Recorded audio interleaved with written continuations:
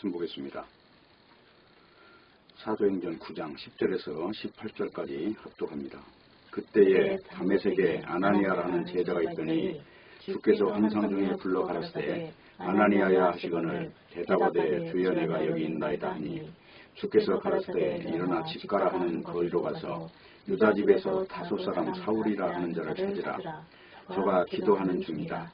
저가 아나니아라 하는 사람이 들어와서 자기에게 안수하여 다시 보게 하는 것을 구하느니라 하시거늘 아나니아가 대답하되 주여 이 사람에 대하여 내가 여러 사람에게 듣사온즉 그가 예루살렘에서 주의 성도에게 적지 않은 해를 끼쳤다 하더니 여기서도 주의 이름을 부르는 모든 자를 결박할 권세를 대제사장에게 받았나이다 하거늘 주께서 가라사대 가라. 이 사람은 내 이름을 이방인과 임금들과 이스라엘 자손들 앞에 전하기 위하여 택한 나의 그릇이라.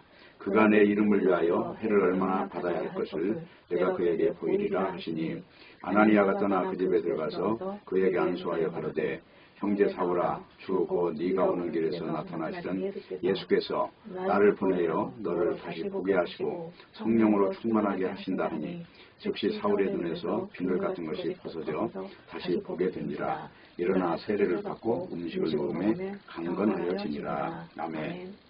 기도하겠습니다. 하나님 아버지, 오늘 또 말씀 앞에 불러주셔서 진실로 감사를 드립니다.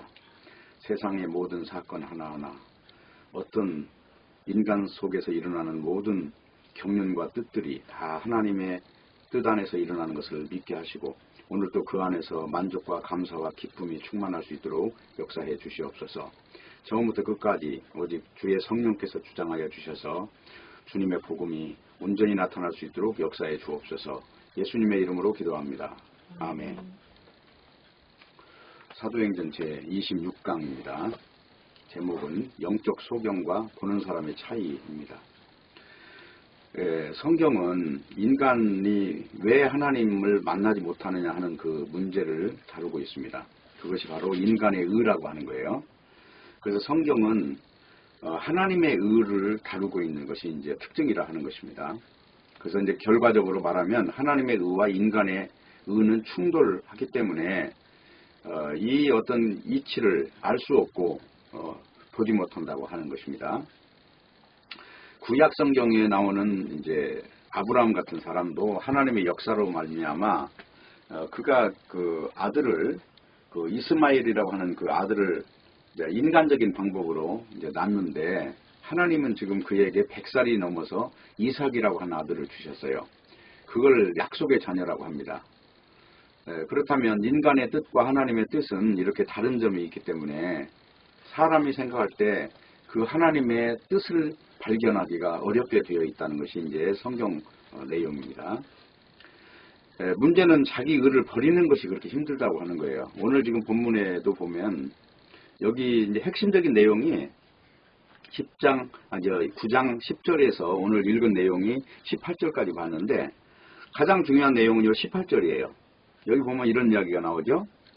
즉시 사울의 눈에서 비늘 같은 것이 벗어져 다시 보게 된지라. 일어나 세례를 받고 음식을 먹음에 강건하여지니라. 어떻게 보면 이 성경 지금까지 사도행전 지금 9장에 들어와서 설교를 하고 있습니다만은 이 사울이라고 하는 사람의 인생에서 가장 절정이 지금 이 내용이거든요. 눈을 떠서 이제 보게 됐고 세례라고 하는 것 속에서 이제 자기의 실체가 뭔지를 이제 알게 됐고 이 일을 지금 자기가 한 게 아니라 하나님이 예수 그리스도가 나타나셔서 지금 강권하는 능력으로 했다는 것을 깨달은 것이고 그렇기 때문에 이 사람에게 있어서 이 믿음의 영역을 인간에게 속한 어떤 것으로 설명할 필요 없는 거예요. 그래서 이제 이걸 하나님의 의라고 한다는 것이에요. 절대로 하나님이 개입해서 지금 이런 역사를 만들어냈다고 하는 것을 지금 말하고 있는 것입니다. 자, 그러면 지난주에 이어서 오늘 이제 좀 다루고자 하는 것은 그래서 이제 예수님이 나타나셔서 하는 일이 뭐냐 하는 거예요. 자, 그래서 지난주에 그 이야기를 했죠. 마태복음 8장 이야기를 했는데 오늘 마태복음 8장을 한번 직접 보겠습니다. 자, 마태복음 8장을 가시죠. 마태복음 8장을 보면 자, 여기가 조금 이제 내용이 약간 길어요. 근데 여기 그런 다른 내용은 보지 말고 8장 1절에 4절까지만 보겠습니다. 예수께서 산에서 내려오시니 허다한 무리가 쫓으니라. 한 문둥병자가 나와 절하고 가로되 주여 원하시면 저를 깨끗게 하실 수 있나이다 하거늘 예수께서 손을 내밀어 저에게 대시며 가라사대 내가 원하노니 깨끗함을 받으라 하신데 즉시 그의 문둥병이 깨끗하여 진지라. 예수께서 이르시되 삼가 아무에게도 이르지 말고 다만 가서 제사장에게 네 몸을 보이고 모세의 명한 예물을 드려 저희에게 증거하라 하시니라. 지금 이제 이 내용이 사실은 연결선이 단지 여기서 끝나는 게 아니에요. 문둥병을 다루고 그 다음에는 중풍병을 다루고 이제 그러면서 이제 이 병이라고 하는 것. 그러니까 여기서 다루는 병은 문둥병, 중풍병, 그 다음에 베드로의 장모가 앓고 있는 지금 이 열병. 이거는 이제 장티푸스라는 병이에요. 인간이 못 고치는 병들이에요, 다. 이제 하나님의 특별한 은혜로 고칠 수 있는 병인데 이 병의 배경에는 하나님을 못 만난다는 것이죠. 근데 지금 하나님을 못 만나야 만나는 이유가 되는 거예요. 결론적으로 이 문둥병자나 중풍병자나 이 장티푸스 같은 전염병자는 이 인간이 못 만지잖아요. 만졌다고 그러면 전염이 되니까. 그래서 하나님만이 고칠 수 있는 이 병들이에요. 이 병을 고쳐야 이제 지성소 그 은총을 받을 수 있는 존재가 되는 거예요. 아니면 다 진 밖에 나가 있어야 되는 존재인데 이거에 고쳐지는 거예요. 고쳐지는데 여기서 제일 중요한 내막이 이제 뭐가 있냐면 4절이에요.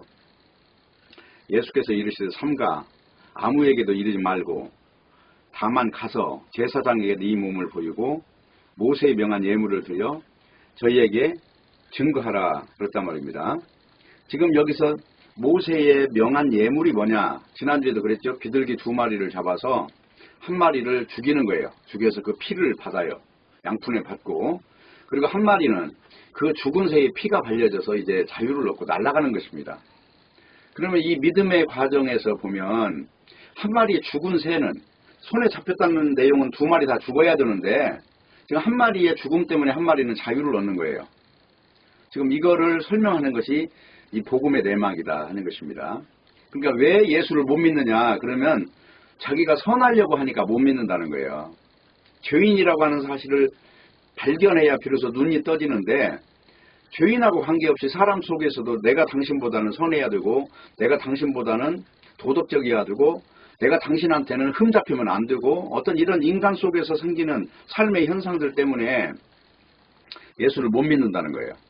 근데 예수님을 믿은 사람은 동일하게 증거가 나오는 내용이 뭐냐면 욥과 같이 나는 아무것도 모르는 자고 나는 저주받아야 당연한 존재고 뭐 때문에 하나님이 이렇게 뉴브야단이라고 하는 그 아주 그 바다에 있는 한마디로 악어 그래서 막 죽이는 존재거든요.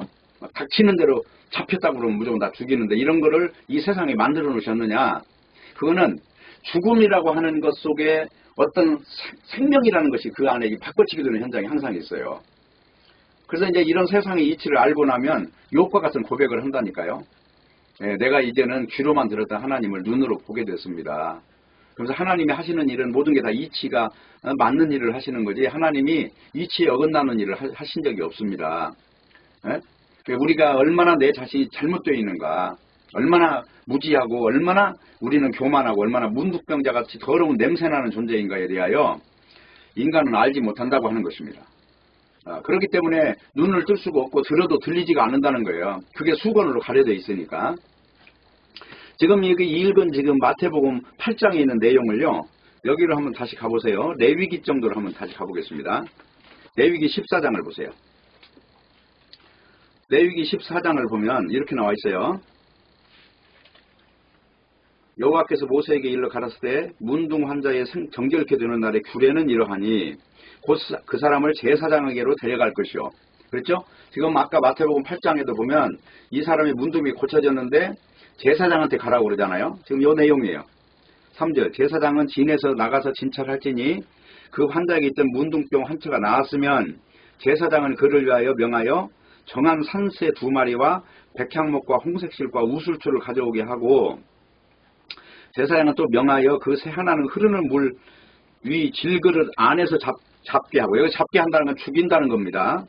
잡게 하고 다른 새 새는 산대로 취하여 백향목과 홍색실과 우슬조와 함께 가져다가 흐르는 물 위에서 잡은 새 피를 찍어 문둥병에서 정결함을 받을 자에게 7번 뿌려 정하다 하고 그 산새는 들에 놓을지며 정결함을 받은 자는 그 옷을 빨고 모든 털을 밀고 물로 몸을 씻을 것이라. 그리하면 정하리니 그 후에 진에 들어올 것이나 자기 장막 밖에 7일을 거할 것이요 7일 만에 그 모든 털을 밀되 머리털과 수염과 눈썹을 다 밀고 그 옷을 빨고 몸을 물에 씻을 것이라. 그리하면 정하리라. 지금 이게 모세의 이 규례입니다. 모세의 규례. 그러니까 지금 아까 마태복음 8장에서 다루는 내용은 문둥병을 다루는 것 같지만 사실은 문둥병이 주제가 아니에요. 예수님의 피가 주제란 말이에요. 도대체 예수님의 피라고 하는 것이 어느 정도의 능력이 있고 어느 정도의 그 언약이 서려 있기에 도대체 그 피라고 하는 정체를 그렇게 중요하게 다루느냐. 그러니까 문둥병을 주제로 다루면 인간이 보일 것이고요. 피를 다루면 그 그리스도의 은혜가 보인단 말이에요. 보는 시각마다 다 다르니까. 이 내용을 지금 알겠죠? 그래서 중요한 거는 복음이라고 하는 건 뭐냐면 그 부정함이라고 하는 것과 정결함 사이에 도대체 어떤 관계가 있느냐. 그걸 알아야 되는 거예요. 성경에서는 계속해서 창세기부터 자, 뱀이라고 하는 존재가 있어요. 근데 뱀이 벌벌 떠는 게 하나 있어요. 그게 뭐냐면 가죽옷이에요. 네, 무화과 옷을 입게 만든 게 이제 뱀의 정체거든요. 근데 뱀이 만들어낸 모든 것들이 다 거짓이고 하나님이 지어 입히는 가죽옷을 입으면 그건 진짜다. 그 사실을 알고 나면 마귀는 이제 벌벌 떨고 물러가는 거예요. 신약 성경에 귀신이 들린 사람한테 예수의 이름이 가면 벌벌 떨어요. 그 이유가 뭐예요? 예수님이 바로 이 죽음을 없애러 온 당사자이고 그리고 마귀라고 하는 건 죽음이라고 하는 걸 가지고 힘을 쓰는 존재인데 그 죽음이라고 하는 것이 아무것도 아닌 거야 라고 알아버리면 어때요?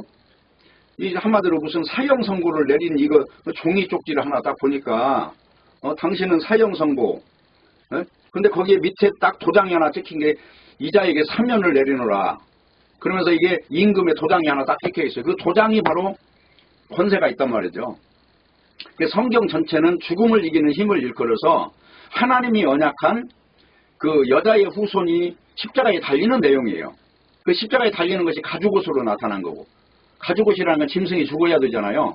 성경에는 어린 양의 죽음을 통해서 죄가 사해지는 어떤 길을 계시해 주셨기 때문에 이 죄인들에게서 가장 유효한 효력이 있다고 하는 것이 바로 그 어린 양의 피란 말이에요. 그러면서 그게 출애굽기에 오면은 애굽에서 나올 때 무슨 그 사람들이 어떻게 살았느냐 이 문제를 다룬 적이 없어요. 반드시 어린 양의 피를 문설주에 바르라. 그래서 문설주에 피가 발려 있으면 죽음이 넘어가리라. 이게 유월이나 넘어가겠다. 그래서 피가 발려져 있으면 안 죽이는 거예요 지금. 왜냐하면 하나님의 죽음을 이긴 현장이기 때문에 죽일 수가 없어요. 이건 언약에 서려 있는 것이기 때문에 지금 그런 내용을 다룬단 말이죠. 그러니까 전부 다 여기 나오는 내용들이 다 피를 다루고 있어. 피를. 여기 어린 양의 피, 소의 피, 비둘기의 피, 정결한 새라고 그러잖아요. 여기서 참새도 정결한 새예요. 그러나 독수리나 까마귀 같은 이런 막 시체를 뜯어먹고 이런 것들은 다 부정한 거란 말이죠. 성경에 정한 새 그러면 하나님의 나오는 그 은혜만을 볼 수 있는 눈을 말하는 거예요. 오늘 여기서 본문에 읽은 사도행전에서 눈을 뜨게 한다 이 말을 다른 것이 아니에요. 이제 그리스도의 피의 능력이 뭔지를 보게 된 것이고 그 절차를 알게 된 것을 보게 됐다 그러는 거고 보지 못한다 그러면 다른 말로 뭐예요? 그리스도의 은혜를 모르는 자죠. 자기 행함의 매인 자죠. 종교에 중독된 자. 교회에 오래 다니는 사람 치고 예수 믿은 사람이 없어요. 신기하게도 그 뇌 속에 이미 어떤 한마디 들은 거 이게 평생을 잡고 있는 거거든요. 못 빠져나와요. 근데 기가 막히게 그가 하나님의 선택된 자라면 어느 순간에 그는 하나님의 그 성령에 의해서 총을 맞게 되는 거거든요. 그는 자기를 부정할 수밖에 없는 존재로 딱 바뀌어요. 아 이거 다 가짜구나. 나라고 하는 존재도 평생 살면서 이 거짓에 휩싸여서 그냥 그 인간적인 것들 다시 말하면 가죽옷이 아니라 무화과 나무의 옷을 치장한 것에 대해서 박수를 보내고 지금까지 그거를 신봉하고 살았구나 이것을 알게 되는 것이죠. 그게 본다는 것과 보지 못한다는 것의 그 차이가 성경적으로 이야기를 해야 돼요. 그러니까 오늘 지금 본문에서 사도행전 9장에서 나오는 내용이 지금 앞부분부터 나오는 내용이 그거잖아요. 예? 아까 지금 사도행전으로 다시 가겠습니다. 사도행전 지금 9장에서 사울이 이제 위협과 살기가 등등하다. 이거는 뭐냐면 영적인 이치를 모르는 거죠. 한마디로 그냥 세상에 편만한 종교에 빠진 존재란 말이에요. 이 종교의 특징은 뭐예요? 인간이 선하면 그 선이라고 하는 것을 방향을 잡고 가잖아요. 근데 성경에는 선악과가 그렇다는 겁니다. 선악과를 먹으면 보암직하고 먹음직하고 탐스러운 존재가 된다는 거예요. 남이 볼 때, 자 봐라 내가 이렇게 훌륭해 이렇게 보암직하게 보인다는 거예요. 먹음직하다는 건 뭐예요? 내가 그와 하나가 되겠다는 거잖아요. 먹음직. 이 어떤 음식을 먹으면 내가 에너지를 만들어 쓰니까 그걸 먹고 싶은 거 아니에요. 예, 먹음직하고 탐스럽다는 건 뭡니까? 모든 사람이 다 박수 보낸다는 거죠. 눈이 휘둥그레져서 야 저거 참 욕심난다는 거죠. 어떤 인간이 됐든 어떤 사물이 됐든 이런 것들이 다 마귀의 방식이라는 거예요. 근데 하늘에서 내려온 거는 거품이 없는 거기 때문에 그런 것이 통하지 않는다 하는 것입니다. 그러니까 지금 사도행전 9장에 들어와서 설교를 하고 있어요. 그러니까 이 사울이라고 하는 이 사람은 지금 자기 의에 취해갖고 있는 거잖아요. 자기 의와 하나님의 의가 있단 말이에요. 자, 그 내용을 한번 잠깐 읽어보고 넘어갈게요. 로마서로 가보세요. 로마 10장에 왜 사도 바울은 지금 이 목적을 가지고 이 말씀을 하는가를 잘 아셔야 돼요. 10장 1절 보세요. 형제들아 내 마음에 원하는 바와 하나님께 구하는 바는 이스라엘을 위함이니 곧 저희로 구원을 얻게 하려 함이라. 이스라엘 사람들은 이거 구원을 못 받았다는 거죠. 지금 사도 바울이 볼 때 그 이유가 뭐냐? 2절이에요. 내가 증거하노니 저희가 하나님께 열심히 있으나 하나님께 열심히 있죠? 근데 지식을 쫓는 게 아니다. 지식이라는 것도 성경을 가지고 이치를 바라보는 게 아니라 성경도 구절 하나 읽어놓고 그냥 전체를 풀고 있어요. 성경은요 앞뒤가 연결해서 풀려야 되는 거예요. 성경을 다 설교를 해도 똑같은 설교가 아니에요. 귀가 어둡고 눈이 안 보이는 자가 볼 때는 모르지만 눈을 뜬 자가 볼 때는 그게 어디에서 잘못됐는가, 인간의 의가 들어갔는가 안 들어갔는가 이걸 알 수가 있는 것이거든요. 3절이에요. 지식을 쫓으니 아니까 영적 지식에 여기서 말하되 이 지식이라는 말 앞에 영적 지식 이걸 써야 돼요. 영적 지식을 쫓는 것이 아니라 하나님의 의를 모르고 자기 의를 세우려고 힘써 하나님의 의를 복종치 아니하는 거죠. 힘써서 뭐를 복종하지 않는다. 하나님의 의를 복종하지 않는다. 이게 지금 영적인 어떤 것들을 보지 못하는 존재들의 특징이란 말이에요. 자기 의는 뭡니까? 사람들이 박수 보내는 의예요. 기준이 달라요. 예수 믿는 사람은 내 자랑이 다 무너지는데 이 자기 의가 살아있는 자들은 다 자기 의를 가지고 살아요. 예? 내가 과거에 어떻게 살았고 교회를 몇 개 세웠고 설교를 어떻게 했고 도대체 학교를 어디 나왔고 이런 거 계속 자랑한단 말이에요. 자기 의. 아무 차이가 없어요. 유명한 자나 무명한 자나 차이가 없다고요. 성경에서 베드로가 됐던 이 지금 사도 바울이 됐던 지식은 차이가 있는지 몰라도 영적인 수준은 차이가 없어요. 오히려 베드로가 더 수제자예요. 이런 그 영적인 문제에 가서는 이런 문제가 조금이라도 다루어지면 안 된단 말이에요. 그만큼 이 영적 세계는 그냥 진실 하나만을 다룬단 말이에요. 인간에게 어떤 옷을 입어서 얼마큼 위장됐고 얼마큼 수준을 높였느냐 이 문제는 아무 의미가 없다 하는 것입니다. 자기 의와 하나님의 의가 지금 이렇게 나오죠. 자, 여기에 또 로마 3장을 가보세요. 여기도 똑같은 말을 지금 하고 있으니까 로마서 3장을 또 한번 가보세요. 21절. 이제는 율법 위에 하나님의 한 의가 나타났으니 그렇죠. 여기서 율법으로 의를 삼으려고 하는 존재가 있고 하나님의 한 의를 잡는 존재가 있다는 겁니다. 자, 그 내용이 이 뒤에 바로 나오는 거예요. 22절. 곧 예수 그리스도를 믿음으로 말미암아 모든 믿는 자에게 미치는 하나님의 의니 차별이 없느니라고 했죠. 여기서 자기 의라고 하는 것이 들어가면 이 하나님의 의는 그 자기 의를 총으로 쏴버리는 거예요. 성령이 임하면 인간 육체는 다 사라지는 겁니다. 왜? 이 인간 육체는 썩어질 것이에요. 이거는 어떤 것도 자랑거리가 될 수 없는 거예요. 자, 왜? 이유가 뭐냐면 하나님의 의이고 이 구성은 차별이 없게끔 만들어져야 되기 때문에 그래요. 근데 자기 의를 내세우면 뭐가 있어요? 반드시 차별이 생기는 거잖아요. 이게 없다 하는 것입니다. 23절. 모든 사람이 죄를 범하였으며 하나님의 영광에 이르지 못하더니 그리스도 예수 안에 있는 구속으로 말미암아 하나님의 은혜로 값없이 하나님의 의를 얻었느니라. 이렇게 번역해도 돼요. 하나님의 의를 얻었느니라. 맞습니까? 자, 그래서 그 다음에 25절 보세요. 이 예수를 하나님이 그의 피를 인하여 믿음으로 말미암아 화목 제물로 세우셨으니, 화목 제물이 누구냐면 예수님이라는 거예요. 인간 자체는 여기에 개입이 될 수 없다 하는 것을 지금 계속 강조하고 있는 것입니다. 그러면서 4장에 넘어가면 5절 보세요. 이를 아니할지라도 경건치 아니한 자를 의롭다 하시는 이를 믿는 자에게는 그의 믿음을 의로 여기시나니, 그죠?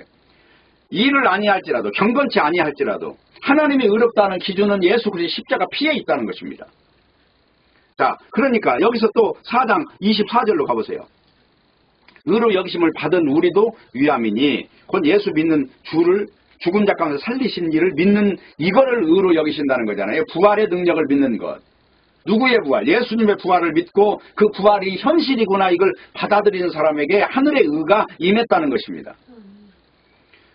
자, 그러면 5장으로 딱 넘어가세요. 지금 이 말을 생략하고 핵심만 이야기합니다. 5장에. 그러므로 우리가 믿음으로 의롭다 하심을 얻었은즉. 여기서 행함으로 의롭다 하심을 얻었은즉이 아니죠. 그러면 야고보서의 행함으로 의롭다함을 얻는다는 말은 뭐냐? 믿음으로 의롭다함을 얻은 공동체 속에서 나타나는 똑같은 현상을 말해요. 같은 행함이 나타나는 거예요.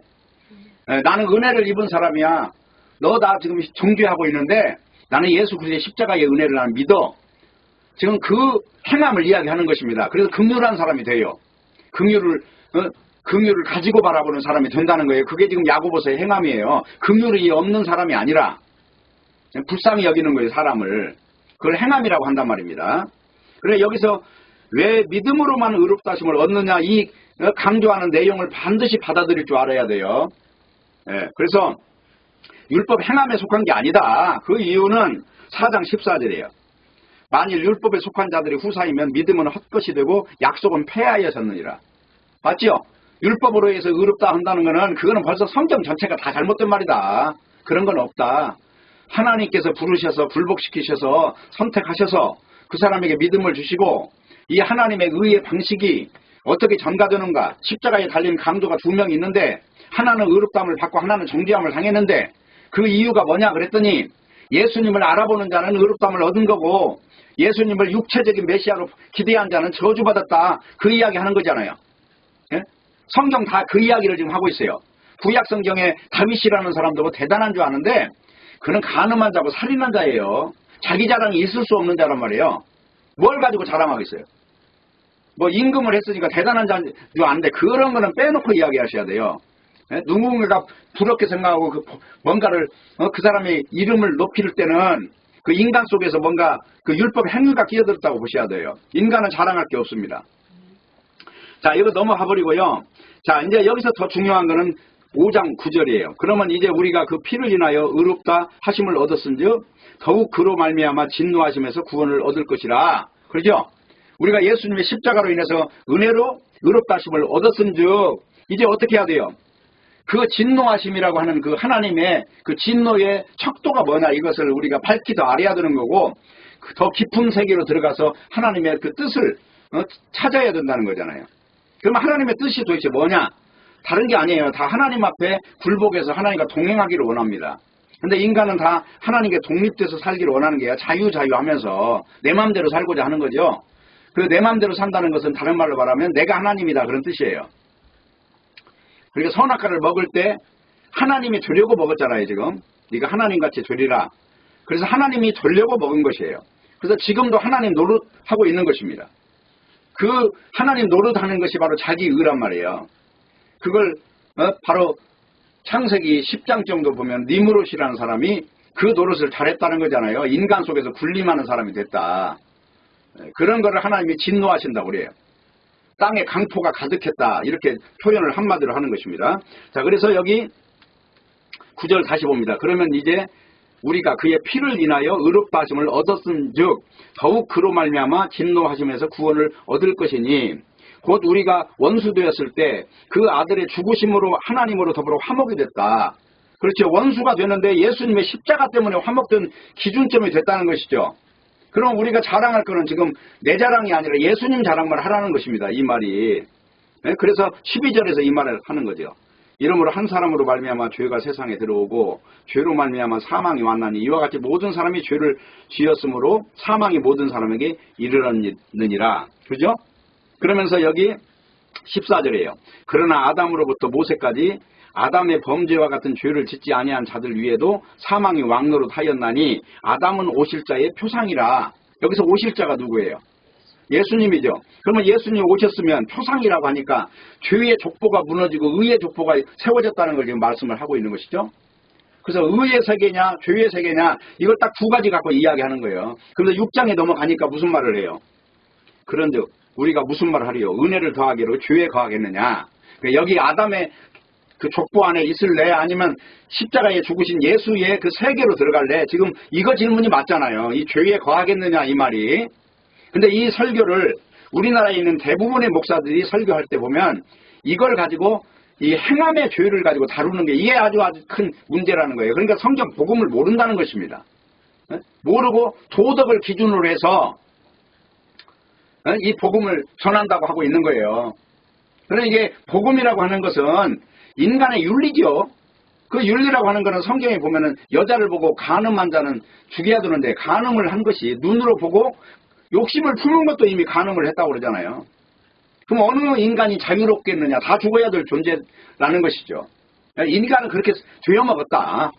다 심판받아야 되고 지옥 가야 되고 죄 때문에 천벌받아야 되는데 예수님의 십자가와 부활의 능력으로 인해서 다른 세계가 있다는 걸 좀 보여주잖아요. 그러면서 이거는 인간의 행함의 법칙이 아니라 믿음의 법칙이다. 값을 지불하지 않아야 된다. 그 말을 하는 거예요. 지금 한 마리의 죽은 새가 한 마리를 날려보내는 것처럼 한 마리가 날아가는 능력은 어디서 나왔어요 지금? 한 마리가 죽었기 때문에 그 능력을 입은 거죠. 문둥병자가 지금 그와 같은 관계에 있다는 거예요. 예수님 때문에 문둥병에서 자유를 얻었다는 것입니다. 그래서 오늘 본문에서 이제 그러한 내용을 보시면 되고요. 로마서 6장에 다른 이야기 필요 없어요. 죄에 거하겠느냐, 의에 거하겠느냐 이거 가지고 질문합니다. 5장에서 여전히 바톤을 받아서 이야기하고 있다는 거죠. 그리고 6장 3절에 보세요. 무릇 그리스도 예수 합하여 세례를 받은 우리는 그의 죽으심과 합하여 세례를 받은 줄 알지 못하느냐. 이미 옛사람은 죽었다는 거죠. 지금 아담에 속한 존재는 죽었어요. 이제 예수에 속한 존재만 있을 뿐이에요. 바로 이 믿음으로 살으라는 얘기를 지금 하고 있는 거예요. 그러면서 뭐라고 그래요? 여기 6장 18절에 죄에게서 해방되어 의에게 종이 되었느니라. 지금 이 말을 하면서 죄의 세계에서 의로 전환된 존재를 지금 다루고 있다는 것입니다. 자, 그러면 오늘 지금 아까 서두에서 왜 예수 그리스도를 믿지 않는 자를 보지 못하는 존재로 말하고 있고 이렇게 사울이 바울이 돼서 아나니아를 만나서 안수를 받고 세례를 받은 존재, 여기서 왜 세례를 다루느냐 하는 거예요. 지금 사도행전이 세례를 다루죠. 아나니아를 만나고 나서 아나니아를 통해서 영의 세계에 대해서 이제 눈을 뜨면서부터 강건해지면서부터 첫 번째 한 일이 뭐예요? 세례.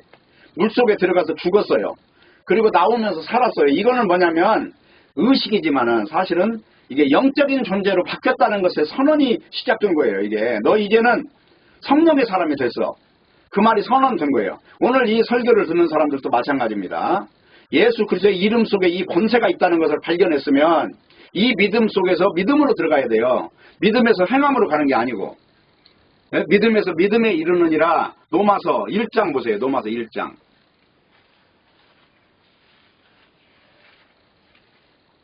17절 복음에는 하나님의 의가 나타나서 뭐가 나타났다고요? 여기서도 하나님의 의라고 말하잖아요. 하나님의 의가 나타나서 뭐라고 해요? 믿음으로 믿음에 이르게 하나니 그랬죠? 여기서 하나님의 의를 줄 때는 행함을 요구합니까? 믿음을 요구합니까? 믿음이라고 하는 것은 내가 할 일이 없다는 게 나는 부정돼야 돼요. 믿음을 선언하는 이유는 나라고 하는 것에서 하나라도 뭐가 조선이 나오면 이걸 인간은 붙잡기 때문에 그거는 절대로 탈락자가 되는 것이거든요. 그래서 하나님의 의의 세계는 믿음에서 믿음으로 가는 겁니다.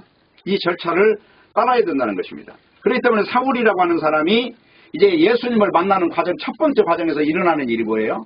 소경이 되는 거잖아요. 아, 내가 그동안 본다고 한 것이 전부 다 이게 소경이었구나. 그 사실을 이제 제대로 확인시켜 주는 거예요. 아, 내가 진짜는 소경이다. 그리고 나서 아나니아를 만나면서 눈을 떠요. 여기서 눈을 떴다는 건 뭘 말합니까?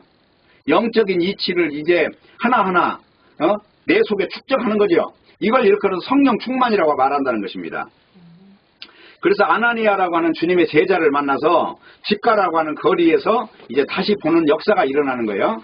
그러니까 사울이 기도하는 중에 이제 이런 내용을 보았다고 하고, 또 아나니아 역시도 그렇게 환상 중에서 이게 일어난 일은 인간의 영역이 아니라는 거잖아요. 일부에서 뭔가를 지금 끌고 가고 있다는 것입니다. 그러니까 믿음이라는 건 인간에게서 나오는 적이 없어요. 다 하나님의 은혜로 되는 거지. 예?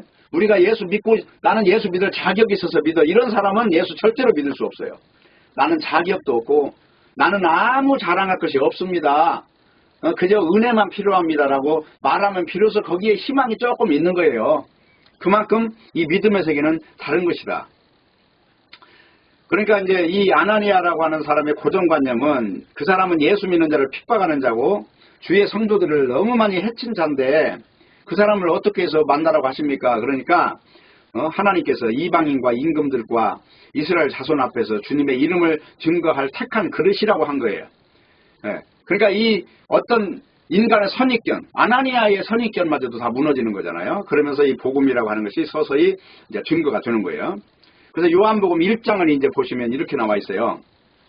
요한복음 1장을 한번 가보세요. 이 영적 세계, 빛의 세계를 다루는 내용들이 다 이렇습니다. 태초에 말씀이 계시니라. 이 말씀이 하나님과 함께 계셨으니 이 말씀은 곧 하나님이시니라. 그가 태초에 하나님과 함께 계시고 만물이 그로 말미암아 지은 바 되었으니 지은 것이 하나도 그가 없이는 된 것이 없느니라. 그 안에 생명이 있었으니 이 생명은 사람들의 빛이라. 빛이 어둠에 빛이 되어 어둠이 깨닫지 못하더라. 그렇죠. 이게 인간 세계와 하늘의 세계가 이렇게 다르다는 거예요. 빛이 비추는데 어둠이기 때문에, 성향이 어둠이니까 전혀 다른 성질을 가지고 있다는 거죠. 그러니까 깨닫지 못하는 거예요. 그런데 이제 그 와중에 그런 어떤 세계 속에 예수님이 오셔서 하나씩 부르시잖아요. 그 부른다는 건 이제 빛의 속성이 임하고 있는 거예요. 근데 부를 때 그들이 자기들의 어떤 자격과 관계없이 지금 순전히 예수님의 그 권능으로 부르시는 거란 말이에요. 성경 이야기는 지금 그걸 이야기하고 있어요. 그러니까 어둠이 깨닫지 못하더라. 지금 이게 이제 중요해요. 어둠은 깨닫지 못하는 거예요. 이게 진리를 말해도. 그러니까 아무리 설교를 해도요, 종교에 이미 길들여진 존재는 거기서 벗어나는 거 참 힘듭니다. 그게 어떻게 보면 이게 다 하나님이 하시는 일이에요. 인간이 설교 잘한다고 되는 일은 없어요. 그래서 설교 잘해서 교회에 다니는 기독교인이 될지는 몰라요. 그러나 신앙인은 되지 못한다. 기독교인 돼가지고 가서 집사 되고 권사 되고 장로 되고 다 해요. 다 하는데도 지옥으로 가고 있다. 왜냐하면 진짜 복음을 모른다. 그러니까 뭐 아무나 가서 그 앞에 설교도 아멘 하고 있고 그냥 눈만 소경인데 뭐를 구별하겠냐 말이에요. 몸에 병이나 고쳐준다고 그러면 그냥 좋아가지고 날뛰고 있는 거지. 또 요한복음 3장 16절에 보면 이렇게 있어요. 하나님의 세상을 이처럼 사랑하사 독생자를 주셨으니 저를 믿는 자마다 멸망치 않고 영생을 얻게 하였습니다. 하나님이 아들을 세상에 보낸 건 세상을 심판하려며 하시오 저로 말미암아 세상이 구원을 받게 하였습니다. 저를 믿는 자는 심판을 받지 아니한 것이요 믿지 않는 자는 하나님의 독생자의 이름을 믿지 아니함으로 벌써 심판을 받은 것이니라. 벌써 이 믿음이라고 하는 영역과 그 밖에 있는 세계가 이렇게 뚜렷이 갈라지고 있다는 거예요. 지금 이걸 누가 써요? 사도 요한이 쓰고 있는 거예요. 지금 요한복음은. 그러면서 뭐라고 그래요?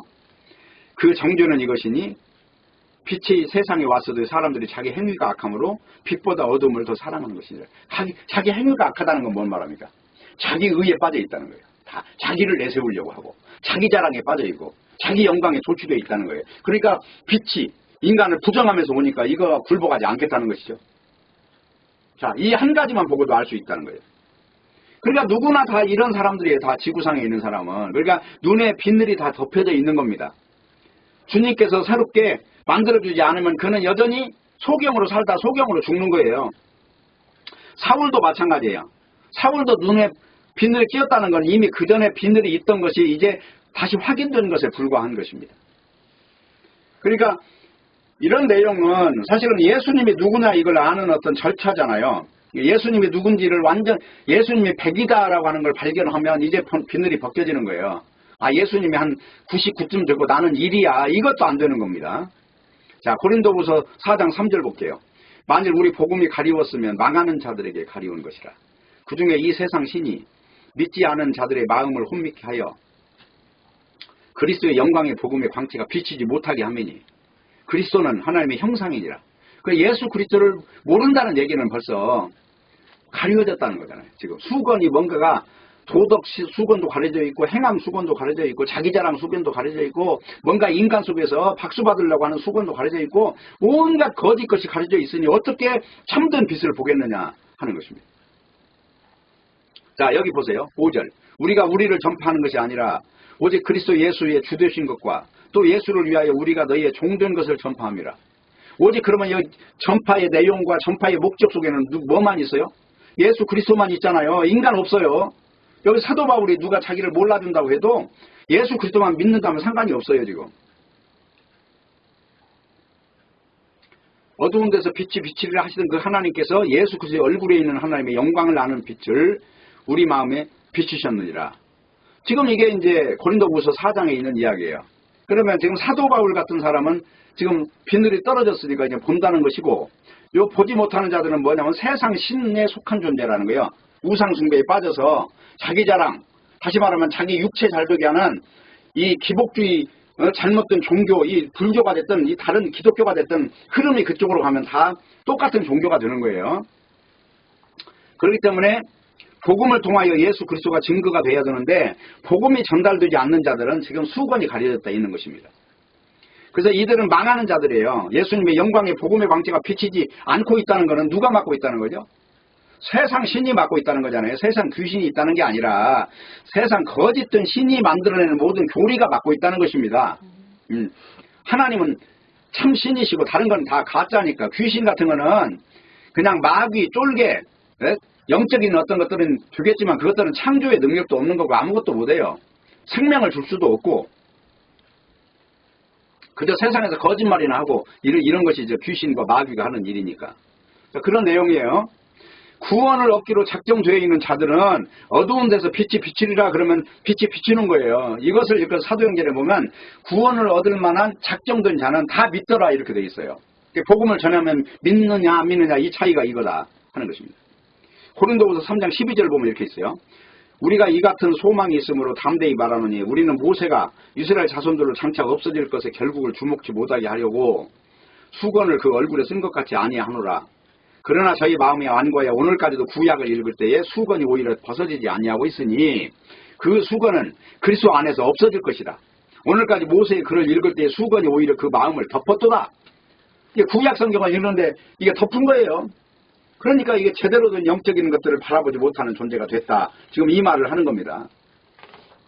중요한 거는 주님의 말씀을 보면서 자유하게 하는 영이 들어오지 않으면 내가 진정으로 예수의 이름 안에서 100% 자유를 누리고 세상의 것들이 다 떨어져 나간 사람이 돼야 돼요. 그러면 비늘이 벗겨지는 것입니다. 그리고 본다고 하는 거는 뭐 무슨 여기 앞에 무슨 자동차가 오고 뭐 파란불 빨간불 본다는 것이 아니고 영적인 이치에 대해서 구별하는 사람이 된다는 것이고 누가 설교를 해도 이게 영적인 설교를 하는가에 대해서 이게 시선이 간다는 거잖아요. 예, 그것이 아니면 비늘이 지금 가리고 있다는 것입니다. 그 성경에는 누가 하늘에 있는 시민권이 있느냐, 그러니까 땅의 것을 생각지 말고 위의 걸 찾으라고 그래요. 그러면 우리가 세상 살면서 이 썩어질 것들은 아무것도 아니에요. 성경에서는 그것을 안개라고 하는 거니까. 잠깐 있다 없어지는 안개요 풀의 꽃이라고 하잖아요. 네, 풀의 꽃이 피었을 때 며칠간 갑니까? 네? 뭐 축제 지금 많이 하죠. 장미축제, 민들레 축제, 무슨 수국축제 다 해요. 근데 그 절정기가 목련꽃도 피면은 얼마 잠깐 있으면 또 다 져버리잖아요. 이런 걸 인생이라고 하는 거예요. 육체라고 한다 하는 것입니다. 자, 오늘 본문 16절을 보면 그가 내 이름을 위하여 해를 얼마나 받아야 할 것을 내가 그에게 보이리라 이렇게 되어 있어요. 그러니까 우리가 구원받으면 세상에서 이제부터 행복해질 것이다 하는 기대를 하는데 그렇지 않다. 믿음의 길을 가는 것은 해를 받는 것이다. 육체로는. 그래서 구원 챙기는 것이 목적이 아니고요. 뭐 때문에 해를 받게 하느냐 그 이유가 뭐죠? 세상과 빛이 뭐가 다르냐 이것을 구별하는 작업이에요 이게. 그러면서 인내를 통해서 하늘의 속성이 늘어나는 것이고 그걸 통해서 바로 도대체 하나님의 나라가 어떻게 만들어지는가를 보여주는 겁니다. 인간들이 원하는 그 욕망 있죠. 그 욕망의 절정이 구원 욕망이에요. 그 다 필요 없는 거예요. 다 버리고 오늘 지금 사울이라고 하는 사람이 이제 바울이 되는 과정을 봤어요. 그 이름은 원래 히브리 말이냐 아니면 헬라 말이냐 이 차이지만 그러나 그가 살아가는 과정은 전혀 달라요. 지금까지 내가 죽이려고 했던 사람이 다 형제가 되고 내가 형제라고 생각했던 사람이 다 죽일 사람들로 바뀌어버리는 거예요 지금. 이렇게 천양지차로 달라지는 것을 믿음이다 하는 것입니다. 자, 디모데전서 1장 12절 볼게요. 나를 능하게 하신 그리스도 예수 우리 주께 내가 감사함은 나를 충성되이 여겨 내게 직분을 맡기심이니 내가 전에는 회방자요 핍박자요 포행자였으나 도리어 긍휼을 입은 것은 내가 믿지 아니할 때에 알지 못하고 행하였습니다. 우리 주의 은혜가 그리스도 안에 있는 믿음과 사랑과 함께 넘치도록 풍성하였도다. 미쁘다 모든 사람이 받을 만한 이 말이여 그리스도 예수께서 죄인을 구원하시려고 세상에 임하셨다 하였도다. 죄인 중에 내가 괴순이라. 이 말을 결국 고백하는 존재로 바꾸신 겁니다. 결론입니다. 성경은 어디를 막론하고 하나님께 선택받은 사람들은 그냥 편하게 살다 간 사람은 없어요. 구약에 쭉 올라가 보세요. 아벨 같은 사람은 가인에게 죽는 것이고 그리고 또 노아는 사람들의 희롱을 받으면서 방주를 만들고 아브라함은 본토 친척을 떠나서 이제 저 가나안 땅으로 가야 되고 또 이삭의 삶도 역시 그 주변 사람들에게 상당한 어떤 그런 힘든 삶을 겪어요. 야곱도 마찬가지인 거고 또 구약의 유명한 다윗이라는 사람도 마찬가지고 신약으로 건너와서 예수님도 마찬가지고 베드로도 마찬가지고 오늘 읽은 사울도 마찬가지예요. 그래서 우리가 교회라고 하는 것은 좋은 감정이든 나쁜 감정이든 개인적인 견해로 맺어지지는 않는 거예요. 다 용서라고 하는 토양 위에서 억지로 만들어지는 것입니다. 내가 당신 좋아해 그래서 형제가 되는 게 아니고 원수지간인데 이렇게 관계가 맺어져서 그리스도의 은혜를 나눌 수밖에 없는 존재로 바뀐다는 것입니다. 모쪼록 우리 속에 이렇게 아나니아가 우리 속에 생겨서 여기서 아나니아는 딴 게 아니에요. 영적인 어떤 사람을 말하는 거예요. 그래서 삶에 있어서 이 육의 가치가 의미가 없다는 사실을 누군가가 인도해주고 서로 그런 어떤 견해를 나누고 이런 사람을 만났다고 하는 것처럼 위대한 복은 없는 것입니다. 여러분 속에 세상에서 배웠던 종교에서 배웠던 내 속에 있는 많은 비늘이 있어요. 그것이 떨어져 나갈 수 있기를 바라고 참된 복음 안에서 진정한 하늘의 권세에 잡혀서 이름도 없고 빛도 없이 그냥 살다 가는 그러나 하늘에서는 이미 알려져 있는 존재로 살다 가는 이런 복된 존재들이 되시기를 바라겠습니다. 기도하겠습니다.